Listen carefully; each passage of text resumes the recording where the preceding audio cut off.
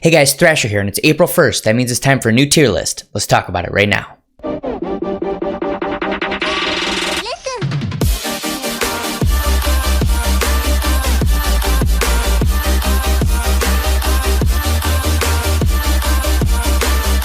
Okay, so first off, before we jump into the actual tier list itself, I do want to mention these are sparking only characters. There are a couple extreme characters. None of them would fit in the Z tier, but there are one or two that would go into S and S+.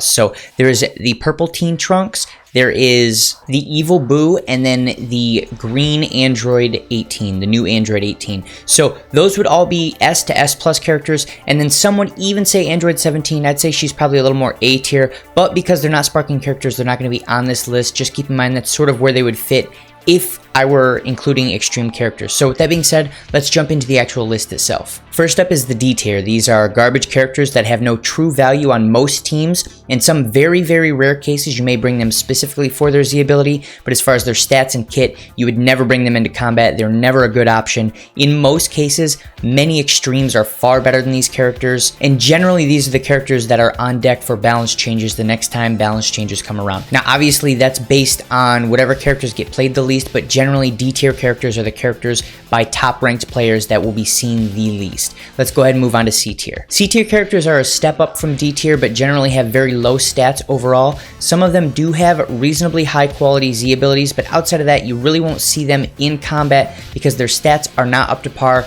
with most of your current characters. In a pinch, you will be able to use C tier characters as a filler unit. Say you have a Hybrid Saiyan team, or you have a Female Warrior team, or a Regeneration team where you just need one more unit to go in there. You can put a C tier unit in there, but they're generally only there to fill that last slot, not because they are the optimal choice. One last thing to note about C tier is that you'll see the instant transmission Goku has moved from D tier up to C tier. You'll also notice that many of the Gokus that were in last month's tier list, even though they haven't really changed in any way, generally have moved up one class, and that's simply because the Gohan is so powerful when Goku dies on his team that it makes almost any Goku a viable bullet sponge, just so you can absolutely destroy someone with an ultimate card. Now, with that being said, if the Goku was D tier and you move him up to C tier is not great. If he was B tier and you move him up to A, he's still middle of the road. It's not going to make him an amazing unit, the fact that he can pair up with that Gohan and make the Gohan so much more powerful, but it is something that factors in. And generally you'll see those larger movements at these lower tiers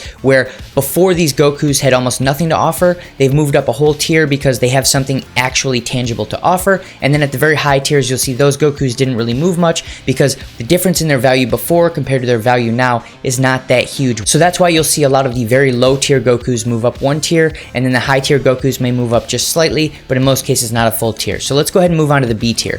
B tier units are reasonably okay filler units. These are not your primary fillers, but if you need an extra slot, these guys are generally good go-tos, and they can take out most other units as long as you have some type of an advantage, whether it's an advantage in their kit or a type color advantage, so they can work reasonably well, but generally they're falling off because their stats are not up to par anymore and they do need a balance change, but they're not bad enough that they're going to get a balance change anytime soon. So they're kind of in that limbo, the middle of the road area where they're generally not used a lot, but they're not used so sparingly that they're going to get a balance change. So let's go ahead and move into A tier. A tier units are your mid-quality fillers. They have reasonably good damage. Their toolkits should be reasonably versatile. They have lots of utility in most cases, but their stats are not top tier. They do not have the ability to absolutely shut down other characters, and there are very few cases where you would bring any of these specific characters into battle universally. They're generally brought in as hard counters or simply because you don't have a filler in the S or S+ tier for whatever team you're trying to build out. So let's go ahead and move into the S tier. So your S tier units are generally universally high quality units. They can be used in most situations, but they don't necessarily have the damage potential of some of the S+ tier characters, and generally their toolkit is not as powerful as the S+ characters, while their stats themselves might be fairly close. One notable character in this tier is the Broly. So not the Super Saiyan Broly, but the Broly from the movie before he actually goes Super Saiyan. His switch out is extremely powerful when running a movies team. If you're using the purple Broly and the Gogeta, it can make them very powerful and they can take reduced damage. So he's a quality support if you want to bring him into battle and make those other two characters more beastly than they already are. Let's go ahead and move on to the S+ tier. S+ tier characters generally have extremely high damage potential, or if they don't, they have some toolkit abilities that are absolutely insane and can make the team as a whole extremely powerful. Good examples of this are the Super Saiyan Bardock, who can make all Super Saiyan characters very, very strong on the damage potential side, or Green Vegeta, who has the ability to sponge a Rising Rush. Another good example is Mai, who some might even consider a top 8 character, although I think she's borderline. Her green card is absolutely phenomenal and allows you to start a combo, or even stop a Rising Rush. So with that being said, let's move out of the S plus tier and into the 8 best characters in the game, what I call the Z tier. One thing I want to take note of here is you'll notice that in every tier the characters are in specific formations. That is completely arbitrary. Those characters are not in order in the tier, so all characters in S plus tier are considered close enough in value that I haven't rearranged them from left to right or from right to left, whoever's best or worst. But when we get to the Z tier, which we're about to start, all of these characters are in order. These are the top 8. Let's start it right now. Number 8 is Super Saiyan God Vegeta. He has damage reduction when he goes into cover change. He has the ability to add strike and blast armor. He has great damage potential, and he adds a lot to the movies team and to the God Key team as a highly defensive character who can also do a lot of damage, so he's very versatile. Let's move on to number 7. Piccolo. Since his recent balance changes, he's become a beast of a character. He has great damage reduction, he has very good damage potential against Saiyans, who are very common in the meta right now, and his stats in general are on par with some of the top characters in the game now that he's had the balance change. With that being said, he's on the most stacked team in the game as far as regeneration, and because there are so many characters on that team that are Z tier or very close to it, it moves him down the list a little bit because he's not an absolute necessity as compared to some of these other characters that some might consider almost game-breaking, or at the very least absolute necessities for their team, and that's why he sits at number 7. Let's move on to number 6. Lord Slug. He has a very high damage potential, and his green card is absolutely insane. The fact that you can stop your opponent's attack mid-attack and take a Dragon Ball and start a combo out of it, incredibly powerful. His blue card also, with doing a fair amount of damage, can paralyze your opponent. So this is a very annoying character to actually fight against, and I've seen teams where people troll with this guy. They'll run Captain Ginyu and Dabura, so they're getting multiple green cards, and they'll just sit here and green card people all day long with this Lord Slug. It's very trolly, but also very funny, and that's why he sits at number 6. Let's move on to number 5.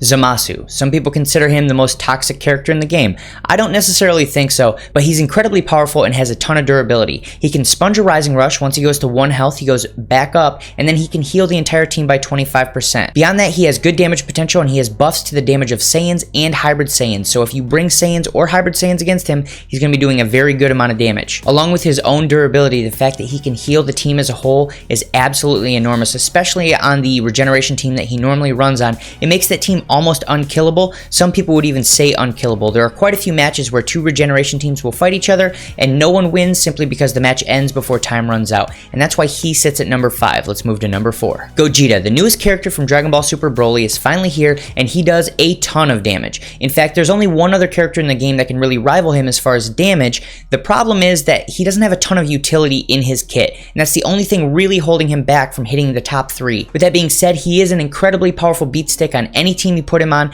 and he does have a nice mechanic where if you use his blue ability, you can combo immediately out of that if someone tries to dodge his special move, and you can use your Rising Rush to guarantee that it hits. The same way that you could use the Rising Rush and then combo that into strike attacks to guarantee a combo, although your Rising Rush in that case wouldn't hit. So this character does have 1 or 2 small, very powerful mechanics outside of just his damage, but generally the fact that his kit itself doesn't have a ton of utility is the real reason that he's not cracking the top 3 today. So let's move on to number 3. Father-Son Kamehameha Gohan. He has a self-heal, which is very powerful, and when he uses the main ability that self-heals him, he gets a ton of ki back, which allows you to elongate your combo.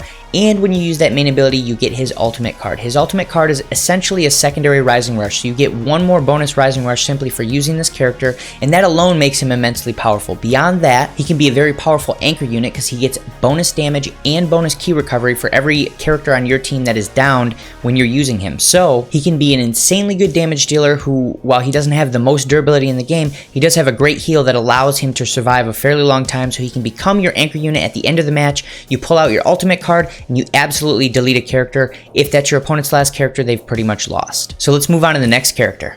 Number 2 is Super Saiyan Broly. He's finally been dethroned, but he is still a phenomenal character. He still has blast armor, he still has the ability to stop type disadvantage, he still has the ability to use his green card to remove any character he doesn't want to fight in battle. He still does an absolute ton of damage after he has transformed. He heals when he's transforming. Overall, he's still a phenomenal character, and there's very few characters in the game that could actually stand toe-to-toe with him. So now let's look at number 1. Perfect Cell. First up, he has an absolutely insane green card that allows you to guaranteed start a combo once you've hit with it. Number 2, his ultimate card does a ton of damage, and in most cases will take at least half of a character's health bar. Some characters it will completely delete. Number 3, he has a reduction to blast cost, so you can get 4 blast attacks off in a single combo without needing extra ki. And probably the most important, he has cover rescue, so he can actually stop a Rising Rush the same that instant transmission Goku can with his essentially instant transmission.